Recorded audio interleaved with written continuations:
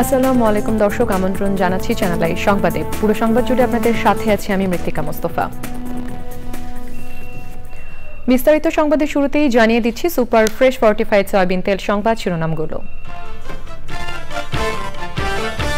গাজীপুরে পিকনিকের বাস বিদ্যুতায়িত হয়ে ইসলামিক ইউনিভার্সিটি অফ টেকনোলজির ৩ শিক্ষার্থীর মৃত্যু, আহত ৩০ জন।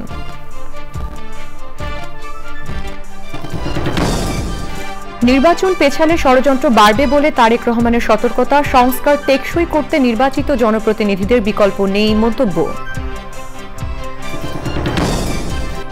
সরাসরি রাষ্ট্রপতি নির্বাচন ও তত্ত্বাবধায়ক ব্যবস্থা পুনর্বহালের সুপারিশ, সাংবাদিকদের সঙ্গে নির্বাচন ব্যবস্থা সংস্কার কমিশনের মত বিনিময়।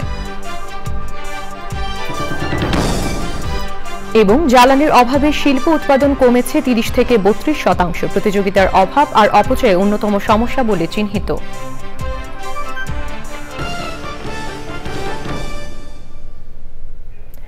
এছাড়াও নিটুল টাটা বিশেষ সংবাদে যা থাকছে: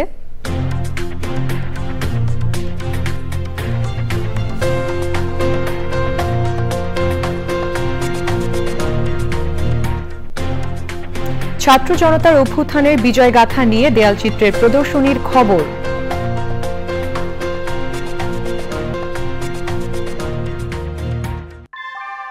আমরা তৈরি করি বিশ্বমানের জার্মান প্রযুক্তির ভূমিকম্প সহনশীল থার্মেক্স রড, যা আপনার স্থাপনাকে নিরাপদ রাখে প্রজন্ম থেকে প্রজন্ম।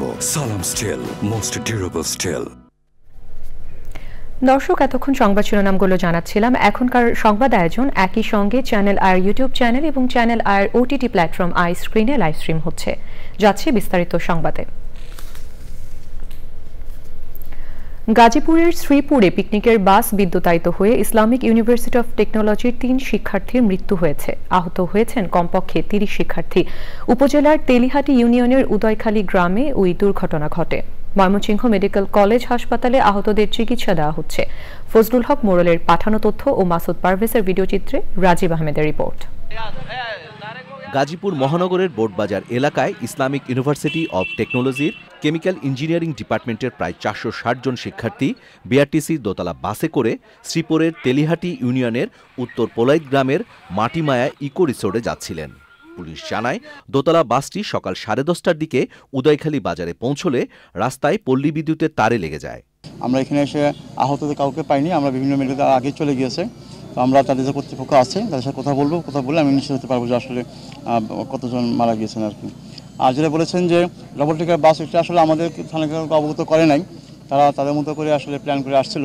আসলে ফেদার রোডে এরকম ডবল টিকার বাস আসলে ঠিক না, তারা কীভাবে আসছে আমরা জানি না।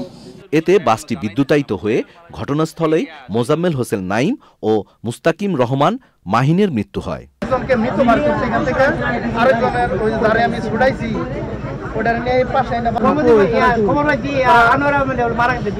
ময়মনসিংহ মেডিকেল কলেজ হাসপাতালে নেওয়ার পথে জোবায়েদ আলম সাকিব নামে আরও এক শিক্ষার্থীর মৃত্যু হয়। পরে আমাদের হাসপাতালে আরও 2 জন আহত অবস্থায় আসে। তার মধ্যে একজন হলো কাবিদুল ইসলাম আলিফ, তার বয়স 22 বছর, এবং আরেকজন নাফিস আলম, তার বয়স 22 বছর। তো যে 3 জন ব্রড ডেড এসেছে তাদের বডি আমরা আমাদের মর্গে রেখে দিয়েছি। স্টুডেন্ট প্রায় এবং শিক্ষক এর সঙ্গে ডিপার্টমেন্টের সবাই আছে, সবই ওখানে গিয়েছিল। তো ওখান থেকে পিছনের গাড়িটা ইলেকট্রিফিকেশন হয়েছে বডিতে। আমি যেটা শুনেছি আশেপাশের স্টুডেন্টের কাছে, যে গেটের কাছে ছিল, ওরা গেট সম্ভবত ধরেছিল, যেহেতু বডি ইলেকট্রিফিকেশন ভিতরে যারা বসেছিল তারা ইনজিওর্ড হয় না, কিন্তু যারা গেটের কাছে, গেটে বুঝতে পারছেন যে হ্যান্ডেলটা ইলেকট্রিফাইড হয়ে গেছে, তখন ওই 3 জন তারা টোটালি ডেড হয়ে গিয়েছে। ময়মনসিংহ মেডিকেল কলেজ হাসপাতালের উপপরিচালক জাকিউল ইসলাম জানিয়েছেন, 3 জনকে মৃত অবস্থায় হাসপাতালে আনা হয়েছে, আহত অন্যদের চিকিৎসা দেওয়া হচ্ছে।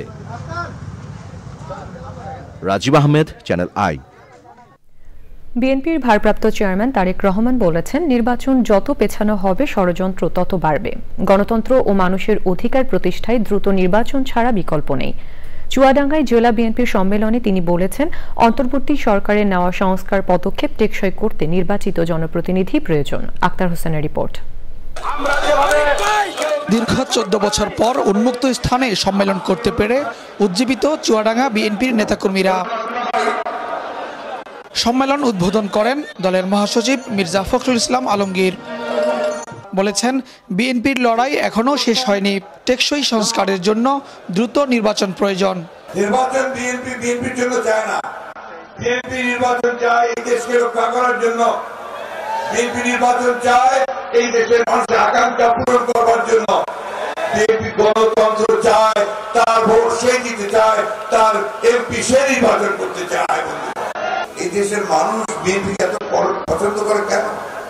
পছন্দ করে একটা কারণে, এই দেশের মানুষের রাজনীতি আর বিএনপি রাজনীতি একাকার।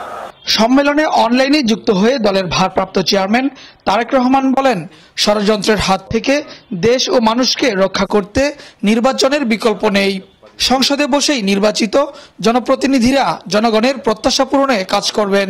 দেশের মানুষের ক্ষমতা দেশের মানুষের হাতে ফিরিয়ে দেওয়ার লক্ষ্যেই নির্বাচন প্রয়োজন। সবকিছু খুব মসৃণ হয়ে গিয়েছে।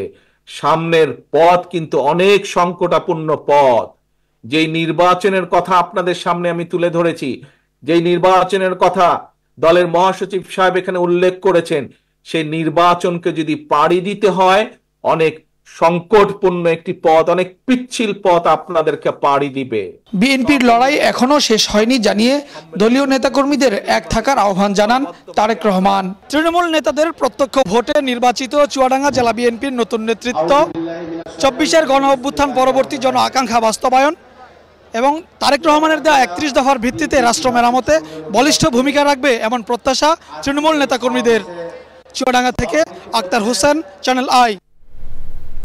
নির্বাচন ব্যবস্থা সংস্কার কমিশনের সাথে বৈঠকে সরাসরি রাষ্ট্রপতি নির্বাচনে অর্থের উৎসের স্বচ্ছতা, না ভোট ফিরিয়ে আনা, বিনা প্রতিদ্বন্দ্বিতায় নির্বাচিত না করা এবং তত্ত্বাবধায়ক সরকার ব্যবস্থা ফিরিয়ে আনা সহ বিভিন্ন সুপারিশ করেছেন সাংবাদিকরা।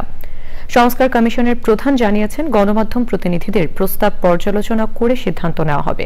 একদিনে স্থানীয় সরকার নির্বাচন করার বিষয়ে আলোচনা হয়নি বলেও জানান তিনি। শহীদুল্লাহ রাজু রিপোর্ট।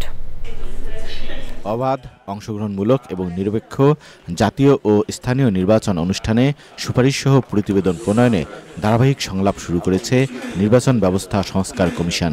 এরই অংশ হিসেবে রাজধানীতে সিনিয়র সাংবাদিকদের সঙ্গে মতবিনিময়। রাজনৈতিক বিতর্ক নিরসনে নির্বাচন পদ্ধতি ও কৌশল সহ নির্বাচন কমিশন আইন সংশোধনের সুপারিশ করেছেন জ্যেষ্ঠ সাংবাদিক এবং সম্পাদকরা। যে নির্বাচন নিয়ে শুধু গবেষণা করলেই আপনি একসময় গিয়ে আপনার সেই দক্ষতা যেটি অর্জন করলেন সেটি মাঠে অথবা নির্বাচনী ব্যবস্থা আপনি ব্যবহার করতে পারবেন, সেটি সুযোগ এই আইনে নাই। সেই আইনটি পরিবর্তনের দাবি আমরা তুলেছি। নির্বাচন কমিশনার নিয়োগ আইন এটি হালনাগাদ করা দরকার, আধুনিক করা দরকার। তারপরে যদি কমিশনারদেরকে নিয়োগ দেওয়া হতো, কমিশন গঠন করা হতো, ভালো হতো, এটি আমরা বলেছি। আর নির্বাচন করবে তারা গণমাধ্যমের সঙ্গে, মালিকানার সঙ্গে কোনোভাবেই যুক্ত থাকতে পারবে না।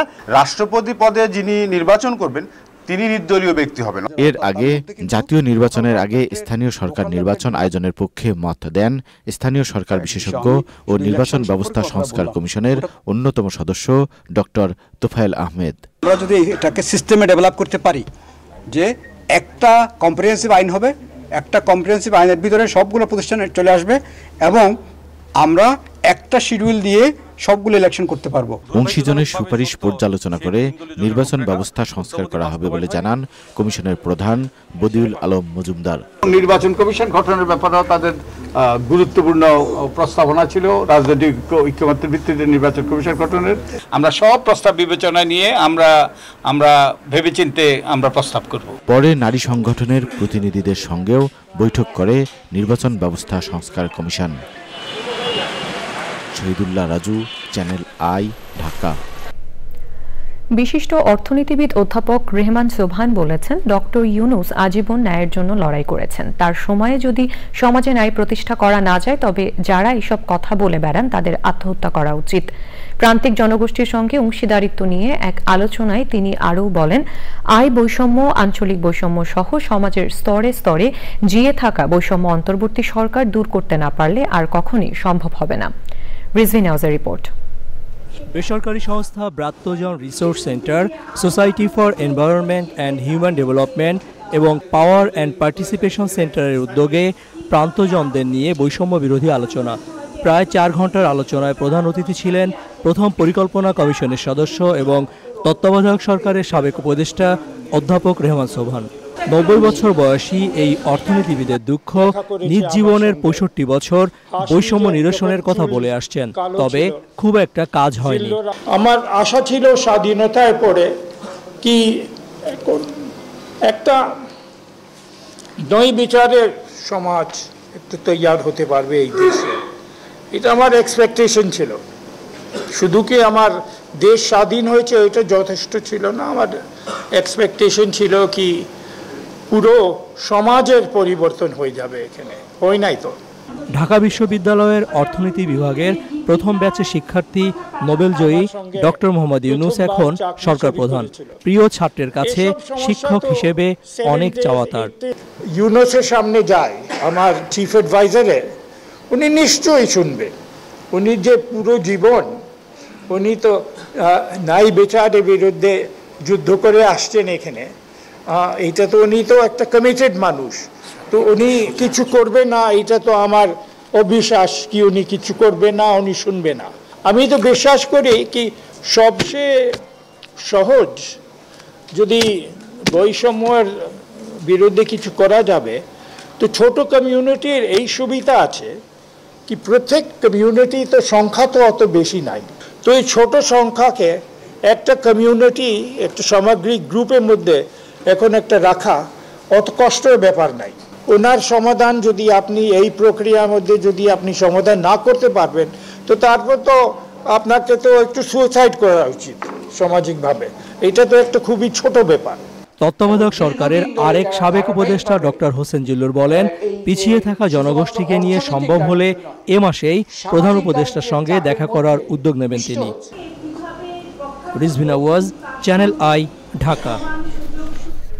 জ্বালানির অভাবে শিল্প উৎপাদন কমেছে 30 থেকে 32%। শিল্পে নিরবচ্ছিন্ন বিদ্যুৎ ও গ্যাস সরবরাহ না হলে উৎপাদন আরও কমতে থাকবে বলে সতর্ক করেছেন সংশ্লিষ্টরা। রাজধানীতে এক সেমিনারে বিদ্যুৎ, জ্বালানি ও খনিজ সম্পদ উপদেষ্টা বলেন, প্রতিযোগিতার অভাব আর অপচয় এই খাতের অন্যতম সমস্যা সমাধানে ব্যবসায়ীদের এগিয়ে আসার আহ্বান জানান বাণিজ্য উপদেষ্টা। বিস্তারিত জানাচ্ছেন Rafiqul Bashar. Bangladesh chamber of industries আয়োজিত শিল্পে জ্বালানি সমস্যা উত্তরণের উপায় সেমিনারে উদ্যোক্তারা তাদের বিভিন্ন সমস্যা তুলে ধরেন। শিল্পে জ্বালানি সরবরাহ নিরবচ্ছিন্ন করার কথা বলেন তারা। গাজীপুর, নারায়ণগঞ্জ দিনে 5 বার থেকে 7 বার পাওয়ার আসে যাচ্ছে। এই চুরি কিন্তু কনভেন্স ছাড়া সম্ভব না, এটা অন্য কিছু না যে কেউ যে এটা কালেকশন নিতে পারে, এখানে কিন্তু ডিপার্টমেন্টের লোক। ইন্ডাস্ট্রির মেজর উপাদান হলো তেল, গ্যাস, বিদ্যুৎ। এখন এই দুটাতে যদি আমাদের সমস্যা হয় তাহলে কিন্তু কোনোভাবেই এই দেশে কোনো বিনিয়োগও হবে না, এই দেশে কোনো উৎপাদনও হবে না। অর্থনীতি ঠিক রাখতে হলে ইন্ডাস্ট্রিতে আনইন্টারাপ্টেড গ্যাস সাপ্লাই ও রিজনেবল প্রাইসে এনশিওর করার কোনো বিকল্প নেই। কোল, এলএনজি অ্যান্ড অয়েল, এই তিনটা যদি ইম্পোর্ট আমি যদি ঠিক রাখি তাহলে আমাদের সামনের বছরটা চলবে। বিদ্যুৎ জ্বালানি খাতের সব উন্মুক্ত করে দেওয়া হয়েছে বলে জানান উপদেষ্টা। আপনারা সুযোগ নেবেন না, তারপরে আমাদেরকে বলবেন যে আপনারা ফেল করছেন। এটা তো আমরা সমস্ত কিছু যেখানে যেটা আমি যেটা পারতেছি সেখানে উন্মুক্ত করে দিচ্ছি। দুর্নীতির কথা উল্লেখ করে গ্যাস সংযোগ নীতি পরিবর্তন করার আহ্বান জানান বাণিজ্য উপদেষ্টা। শিল্পে গ্যাস সংযোগ যে নীতিমালা, এটা এক ধরনের দাসখত। এই দাসখত থেকে আমাদেরকে বেরোতে হবে, আমাদেরকে ট্রান্সপারেন্টলি নিজেদেরকে রেকগনাইজ করতে হবে। এখন যখন যে বলা হচ্ছে যে না আপনার এইখানে একটা this amounts to a default, and then immediately you start negotiating with him, ভাই কত টাকা সেটেল করা যায়। জ্বালানি খাতে দুর্নীতি বন্ধ করে পরিকল্পিতভাবে দীর্ঘমেয়াদে টেকসই সমাধান প্রয়োজন বলে মনে করেন সংশ্লিষ্টরা। আপনি আমাকে গ্যাস দেন, আপনাকে আমি ফরেন কারেন্সি দিব। Rafiqul Bashar, channel I, Dhaka. জুলাই গণঅভ্যুত্থানে পুলিশের গুলিতে এক চোখ ও নাক মুখ হারানো যুবক খোকন চন্দ্র বর্মন কাতরাচ্ছেন হাসপাতালের বিছানায়। মুখের সার্জারির জন্য তাকে অস্ট্রেলিয়া নেওয়ার কথা থাকলেও কেন এত দেরি হচ্ছে এই প্রশ্ন খোকনের।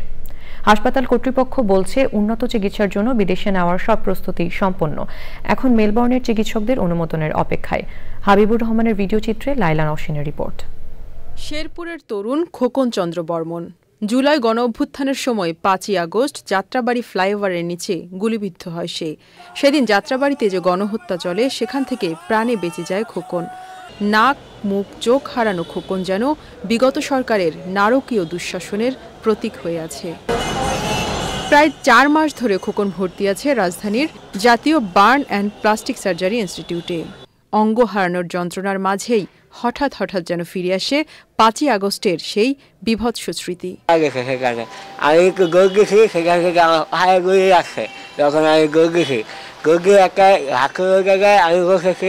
কিন্তু সেখানে গিয়েও আমাকে খুব কাছ থেকে হয়তো আমাকে গুলি করতে চাইছিল, ভাগ্যবশত গুলি কারণ খেয়ে করে যায়, যার কারণে আমার এও করে যায়। তারপরে সেখান থেকে মুখমণ্ডলের সার্জারি ও উন্নত চিকিৎসার জন্য পাসপোর্ট নিয়ে প্রস্তুত, অপেক্ষা কবে আসবে সেই ডাক। আমাকে যেন আগে না করা হয়, খুব গুরুত্ব রাখায় দেওয়া হয়। আমার এই অবস্থায় থাকতে এখন আমার 20 বছর ধরে আর থাকতে ইচ্ছা করতেছে না। এই অবস্থা মানে খুব যদি একটু দ্রুত চেষ্টা করে উপদেষ্টা স্যার ম্যাডামরা, তাহলে হয়তো তার যে বিষয়টা একটু দ্রুত হতো আর কি। অস্ট্রেলিয়ার মেলবোর্নের সেন্ট ভিনসেন্ট হাসপাতালে খোকনের সার্জারির ব্যবস্থা করা হলেও এখনো কেন বিলম্ব হচ্ছে জানালেন দায়িত্বরত চিকিৎসক। খুবই জটিল একটা অপারেশন, ওদের জন্য জটিল, তাই ওদের কিন্তু এই ডিসিশনটা নেওয়াটা একটু সময় লাগতেছে যে আমরা কোনটার পর কোনটা করব। এর ভিতরে আবার এমন কিছু জিনিস আছে যেটা বিভিন্ন ডিভাইস দিয়ে তৈরি করে এখানে দিতে হবে, তো সবগুলো একই টাইমে হতে হবে। আমরা আশা করি হয়তো মাসখানেকের মধ্যে আমরা তাকে ফ্লাই করতে সক্ষম হব। জুলাই গণ অভ্যুত্থানে নাক মুখ চোখ হারানো 23 বছরের তরুণ খোকনের যন্ত্রণাদগ্ধ আকুতি, দ্রুতই তাকে নেওয়া হোক বিদেশে। Laila Nowshin, channel I, Dhaka. পররাষ্ট্র উপদেষ্টা তৌহিদ হোসেন বলেছেন, রোহিঙ্গা সহ যে কোনো সংকট মোকাবেলায় জাতীয় ঐক্যমত জরুরি। রোহিঙ্গা সংকট নিয়ে জাতীয় সংলাপে বক্তারা সীমান্ত নিরাপত্তায় সক্ষমতা বাড়ানো ও প্রয়োজনে শক্তি প্রদর্শনের প্রয়োজনীয়তার কথা তুলে ধরেন। তারা বলেন, রোহিঙ্গা সংকট সমাধান না হলে ক্ষতি হতে পারে। আন্তর্জাতিক মহলকে সাথে নিয়ে মিয়ানমারকে এই উপলব্ধি দিতে হবে।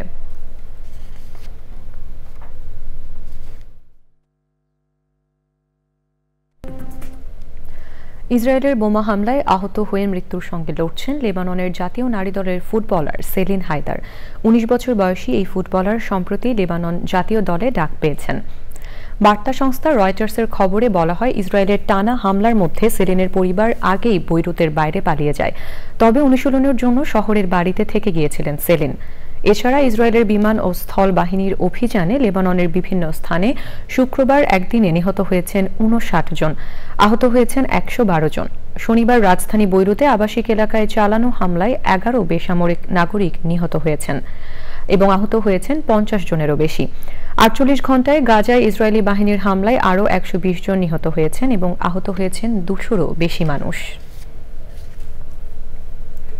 এবারে আইস্ক্রিন সাংস্কৃতিক সংবাদ।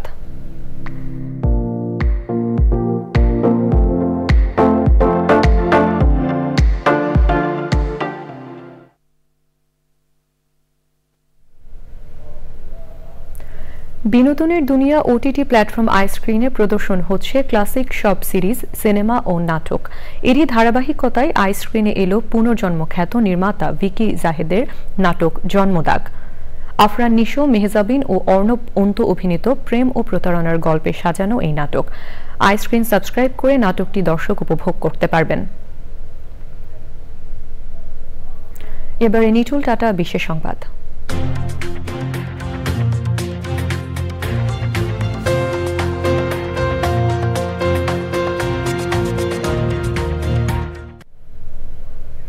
ছাত্র জনতার গণ অভ্যুত্থানের জয়গাথা নিয়ে রাজধানীতে এক সপ্তাহের দেয়াল চিত্র প্রদর্শনী শুরু হয়েছে। তরুণ শিক্ষার্থীরা ভবিষ্যতের বাংলাদেশকে কিভাবে সাজাতে চায়, ঘুণে ধরা শাসন ব্যবস্থায় তাদের হতাশাগুলো কেমন ছিল, এসব তুলে ধরার সুযোগ করে দিয়েছে বিশ্বব্যাংক।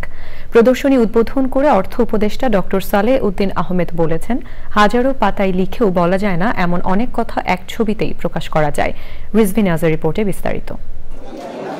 নিউ ইয়র্ক থেকে বার্লিন, সাউথ আফ্রিকা থেকে মেক্সিকো, তিউনিশিয়া ও মিশরের আরব বসন্ত, এমনকি প্রচণ্ড প্রতাপে 1.5 দশক ক্ষমতায় থাকা শেখ হাসিনা সরকারের পতনেও অনবদ্য ভূমিকায় গ্রাফিতি, দেওয়াল লিখন।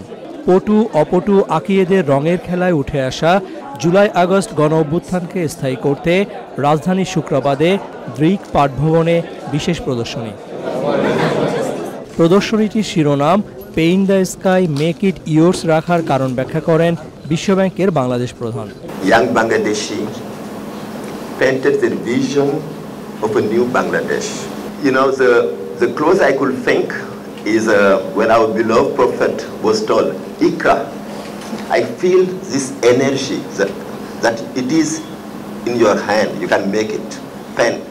And painting becomes an act of defiance against the status quo, a declaration that we will not be silenced. Let me come to the word sky.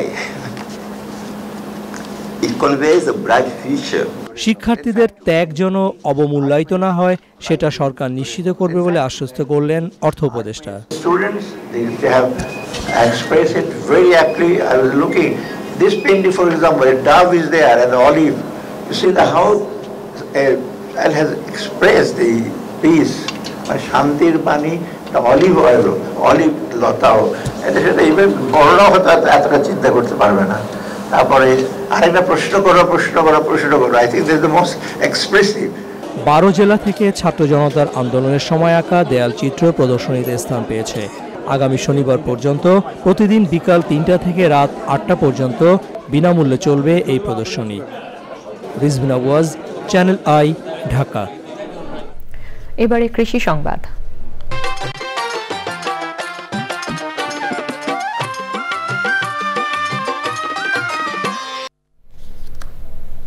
জামালপুরের চরাঞ্চলে এবার শীতকালীন সবজির ব্যাপক আবাদ হয়েছে। স্থানীয় চাহিদা মিটিয়ে বিক্রি হচ্ছে ঢাকা সহ বিভিন্ন জেলায়।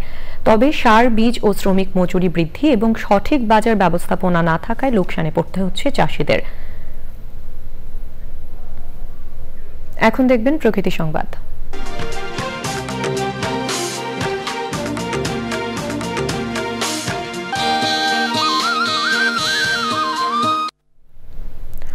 অপরিবেশ বান্ধব প্রক্রিয়াকরণ ও কেন্দ্রীয় বর্জ্য শোধনাগারের কার্যকারিতা না থাকায় চামড়ার আশানুরূপ রপ্তানি হচ্ছে না বলে জানিয়েছেন চামড়া শিল্পে জড়িত উদ্যোক্তারা। রাজধানীতে দায়িত্বশীল ব্যবসায়িক অনুশীলন এবং শ্রমিকদের অধিকার নিশ্চিত করার চ্যালেঞ্জ বিষয়ে আলোচনা সভায় বক্তারা জানান, রপ্তানি আয়ের 3.8% আসে চামড়া শিল্প থেকে।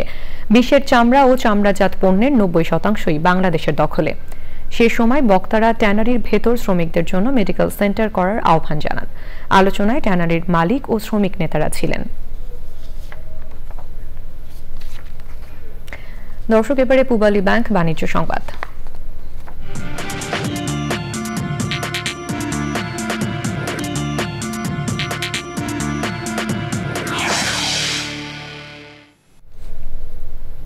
পূবালী ব্যাংক পিএলসির বার্ষিক ঝুঁকি সম্মেলন হয়েছে। ব্যাংকের ঝুঁকি ব্যবস্থাপনা বিভাগ আয়োজিত সম্মেলনে অংশগ্রহণকারীরা সরাসরি ও অনলাইনে যুক্ত হন। এতে ব্যাংকিং ঝুঁকি ব্যবস্থাপনার গুরুত্বপূর্ণ দিক, নিয়ন্ত্রক আপডেট এবং উদ্ভাবনী কৌশল নিয়ে আলোচনা হয়। সম্মেলনে প্রধান অতিথি ছিলেন বাংলাদেশ ব্যাংকের ডিপার্টমেন্ট অফ অফসাইট সুপারভিশনের নির্বাহী পরিচালক মোহাম্মদ মেজবাউল হক, ব্যাংকের ব্যবস্থাপনা পরিচালক ও প্রধান নির্বাহী মোহাম্মদ আলী, পূবালী ব্যাংকের উপব্যবস্থাপনা পরিচালক মোহাম্মদ ইসা, মোহাম্মদ শাহাদাত হোসেন এবং অন্যরাও ছিলেন। সবশেষে সুপারফ্রেশ ফর্টিফাইড সয়াবিন তেল সংবাদ শিরোনামগুলো জানিয়ে দিচ্ছি আরও একবার। গাজীপুরে পিকনিকের বাস বিদ্যুতায়িত হয়ে ইসলামিক ইউনিভার্সিটি অফ টেকনোলজির 3 শিক্ষার্থীর মৃত্যু, আহত 30 জন।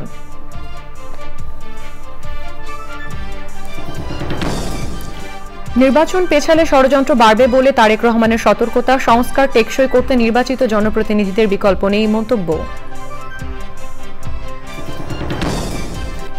সরাসরি রাষ্ট্রপতি নির্বাচন ও তত্ত্বাবধায়ক ব্যবস্থা পুনর্বহালের সুপারিশ, সাংবাদিকদের সঙ্গে নির্বাচন ব্যবস্থা সংস্কার কমিশনের মতবিনিময়। এবং জ্বালানির অভাবে শিল্প উৎপাদন কমেছে 30 থেকে 32%, প্রতিযোগিতার অভাব আর অপচয় অন্যতম সমস্যা বলে চিহ্নিত।